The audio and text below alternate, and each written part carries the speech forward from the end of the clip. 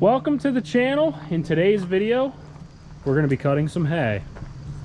First and foremost, we need to go over everything, grease what needs to be greased. I want to double check tire pressure, and we may have to adjust our float bars on the bottom or our height bars. And then we'll see how this thing works. Hopefully everything works smooth. The hay fields aren't super tall, a little bit thick, but there shouldn't be, we should be able to double, triple windrow it, would be my guess. I don't know if this is gonna be a 1-day or a 2-day cutting event. I should be able to get everything cut tonight. I just don't know if I wanna put myself through all that with having the baler. That may or may not work. So we may just cut one section or split it in half. I think I have 1, 2, 3, 4, 5, 6 fields to cut. So we may do 3 tonight, 3 tomorrow night, then we can bale hopefully Thursday and then hopefully Friday. They want nice weather all week with a super low chance of any rain. Doesn't mean anything can't pop up, but we're gonna cross our fingers and hope that we can get it picked up off the ground.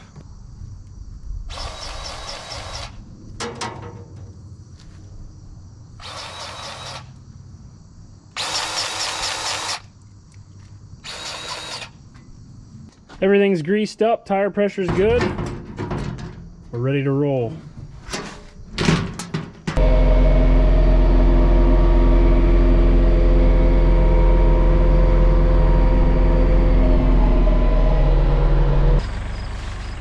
Not super tall stuff, but it is kind of thick. There are some weeds in here, but it should make for some nice second and final cutting hay for the year.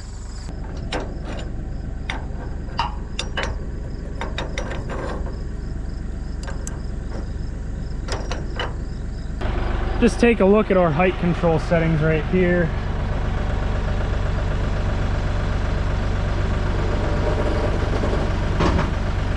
So it's all the way down. That looks pretty good.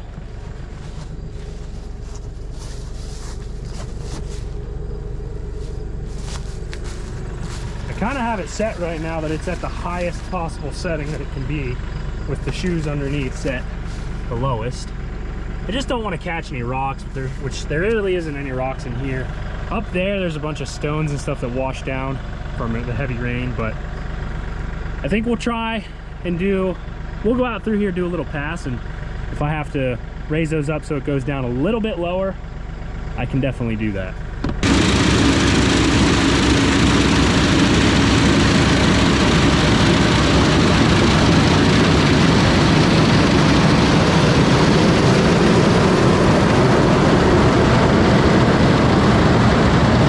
It's definitely thicker than I thought the further up here you get.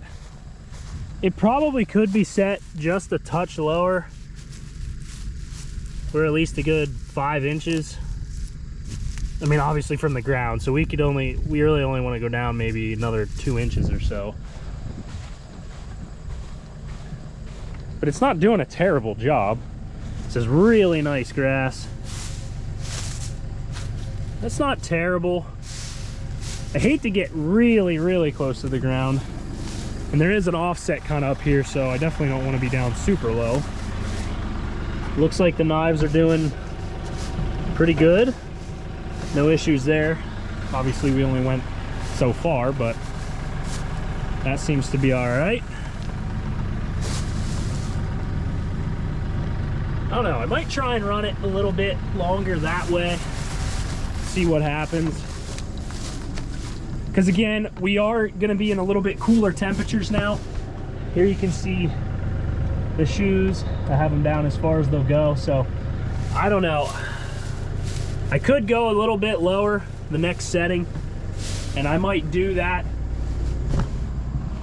My only concern, I think, is the higher up I keep it, with the cooler temperatures we're supposed to have, it might help it dry so it's not sitting on the ground and drawing moisture underneath overnight. So that's my only thought process. They do want a little bit warmer the next few days, maybe in like the 80s, low 80s. So it's not gonna be, you know, like 90 degrees and pure sun where it's optimal drying weather. So again, we might try and let it a little bit higher because as you can see here, really thick stuff.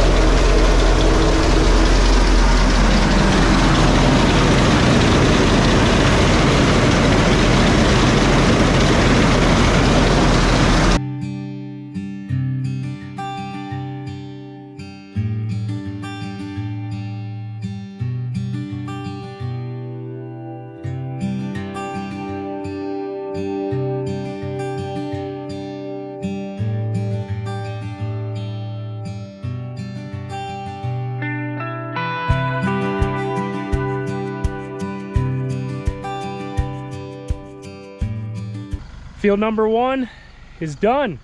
That actually went really well. Knock on wood, hopefully everything goes that way. This grass is really nice. This field should make really nice hay. A couple spots where there was some sticks laying around. Luckily over there I kind of knew that was sitting around, so I kept the mower a little bit higher than I typically would have. But overall, I think the cutter is doing pretty well. It's really nice grass. One thing I noticed, and I will have to address it, is it is hanging up a little bit of grass right here. And that's mainly because this guard right here is broke. The underside of it's broke, so the grass can actually go up underneath it and go under the cutter bar. Not really a good thing. I need to change that out sooner rather than later. But I'm gonna just try and get through. I think it mainly catches the grass when you drag it through stuff that you've already cut. When you're cutting the grass that's standing, it doesn't really do it. On to the next field we go.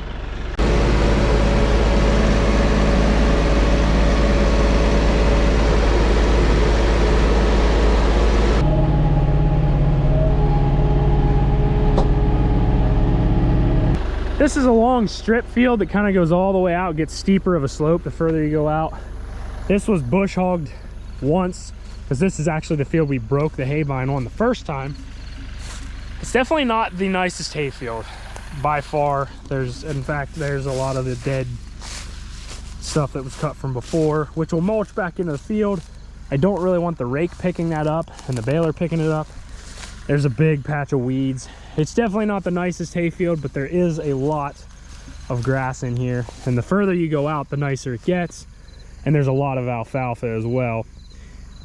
Hopefully we don't break the haybine in here, so we're gonna keep it a little bit higher. I think there's a groundhog hole out there.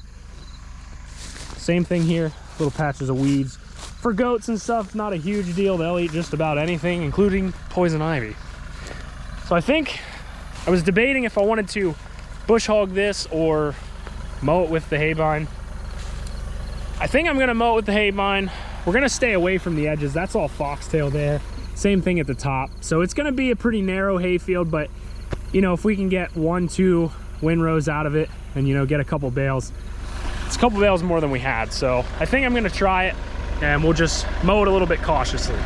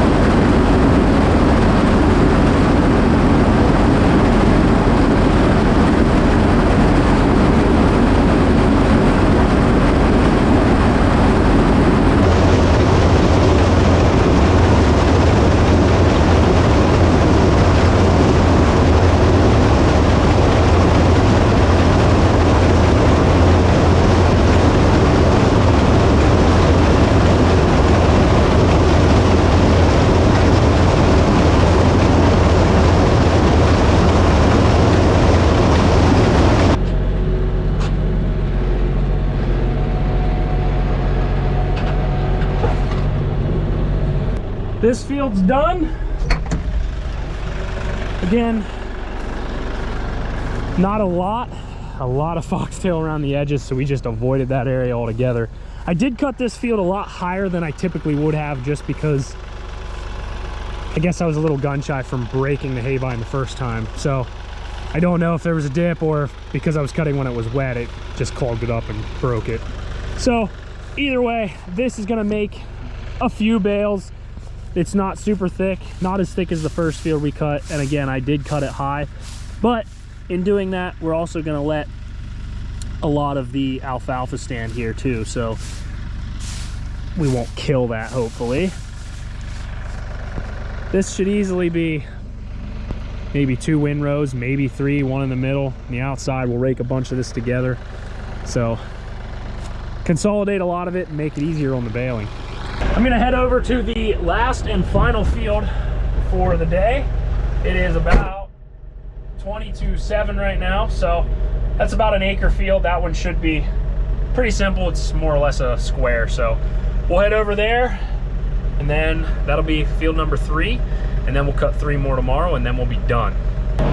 This seems to be a pretty nice field, so a lot of grass in there, not as many weeds, definitely not. So this should do pretty well.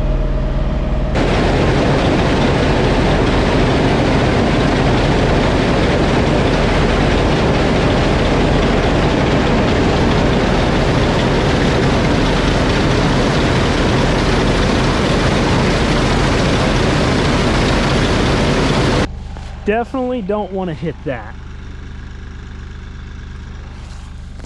Or that.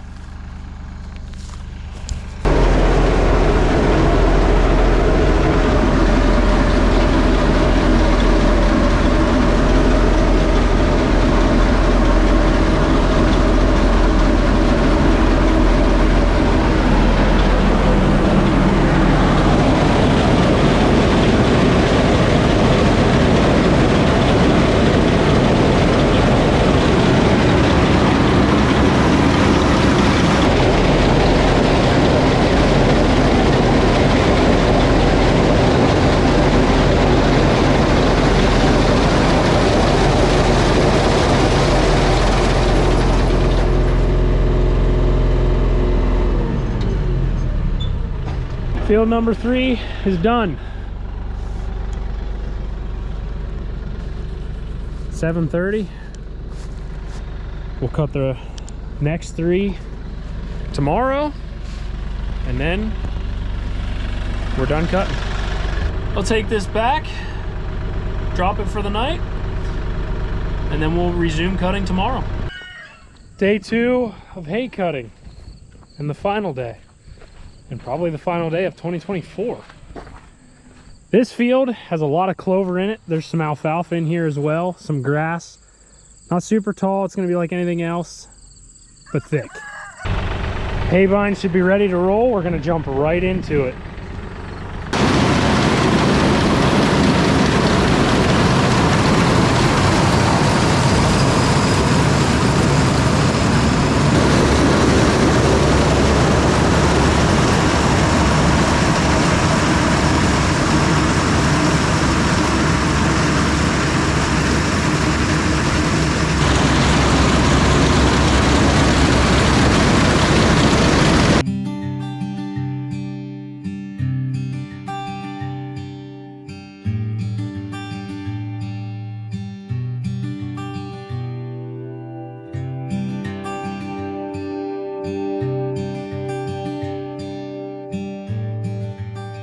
Quick and easy on this field, 2 to go.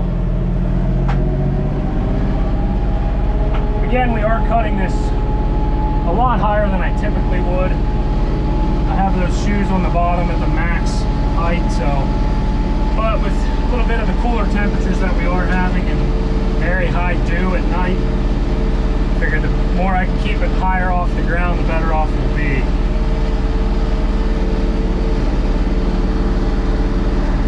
This field right here that we're gonna do spans all the way out, and then it's kind of split, I guess you could say, because of this little road that comes down. That section over there is a lot of weeds that I don't know that it's really worth even trying to do anything with it.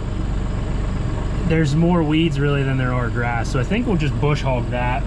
This section here is a lot of clover, some grass, some weeds here and there, but nothing that's too terrible. It's not very thick, so again, I don't know how worth it really is. Out there it looks like it thickens up a little bit, and then we have that field down there.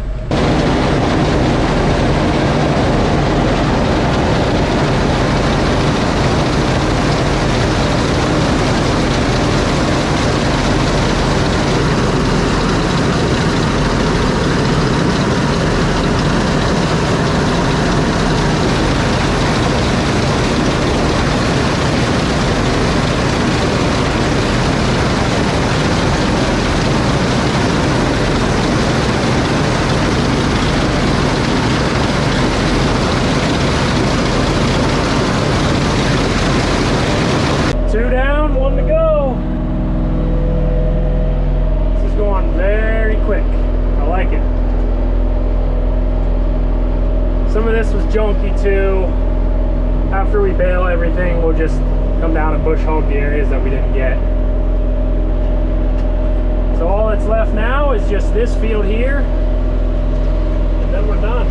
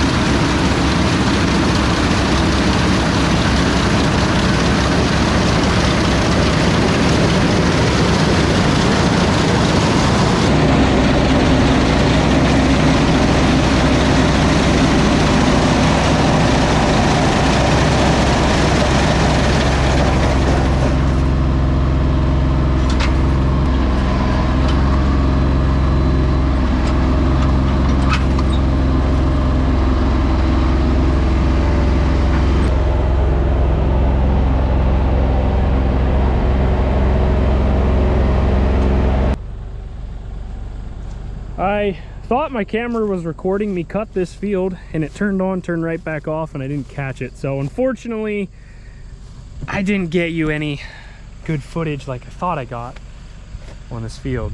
I wanted to be done with this field by 5 o'clock, and it is 5 minutes after 5, so right on schedule.